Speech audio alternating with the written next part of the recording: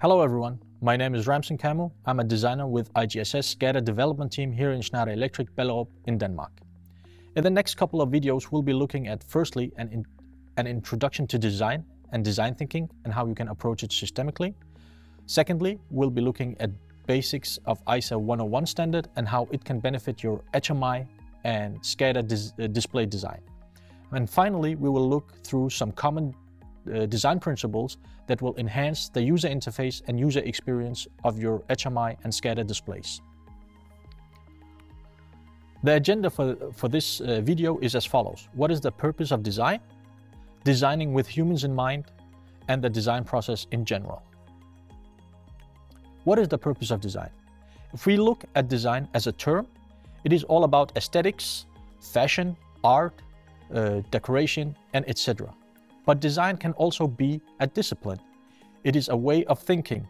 It is an iterative process where it combines scientific methods and creativity to solve real-life complex issues in a systemic way. So designers have to gather information about the problems they want to solve, the people they want to solve it for, and the companies they want to solve the issues for as well. In essence, design is human-centered or people-centered. When designing with humans in mind, we need to have a human-centered approach. And there are 4 phases to a human-centered design approach. First, it is people-centered, so we have to concentrate on the humans, get insight about them in their context, pain points, daily surroundings, and capabilities in order to solve the right problem, the roots of the problem, and not the symptoms. Thirdly, we need to think of everything as a part of a system. So every part is interconnected. So we need to think how they fit and connect together. And lastly, we need to work and think iteratively and introduce small and simple interventions and learn from them one by one and introduce changes slowly until we achieve the right outcome. How do we then approach this? We can do this by looking at a design process where there is a 6-step iterative method. Firstly, we need to understand and empathize with our end users, our company, understand their pain points, context, business needs, and objectives in order to solve the right problem.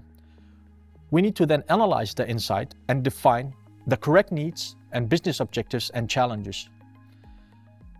When we have done that, we can then create an idea wall or an idea pool, and then we can select the most valuable ideas to work on that can solve this real-life challenge, which we can then sketch on paper to work further on.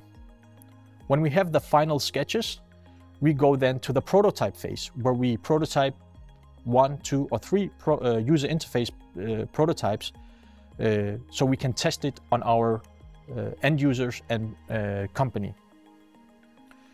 We then need to get feedback from the users in order to refine the solution one final or 2 times before going into the implement phase, where we implement the product in the company and for the users.